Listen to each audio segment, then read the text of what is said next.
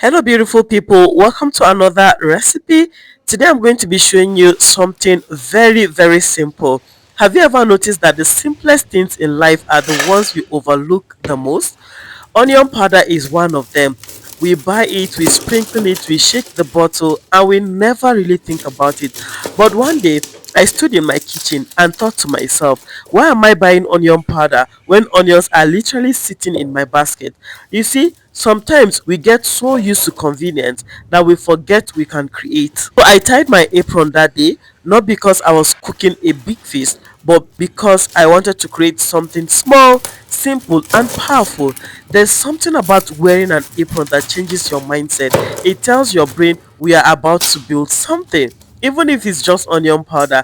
And let me tell you something funny. There was this grater my mom got for me when I got married 6 whole years ago. 6 years, guys. It had been sitting quietly in my kitchen like a forgotten child. Every time I rearranged the cabinet, I would see it, and every time I would say, one day I will use you. But one day never came until this day. Isn't that how life is sometimes? We have gifts, we have tools, we have ideas, but they sit there unused because we're used to doing things the familiar way. That grater reminded me that sometimes what we need has been in our hands all along. When I finally decided to try it, I almost laughed at myself because it worked beautifully.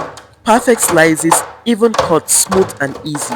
And I just stood there thinking, so this is what I've been ignoring for 6 years. Sometimes growth is like that. The opportunity has been there, the potential has been there, the talent has been there, but we are the ones delaying it. Making onion powder from scratch felt deeper than just food. It felt like returning to the basics. Thank you so much, my beautiful people, for making this onion powder with me today. Please do not forget subscribe, like, and share. God bless you. Bye, guys.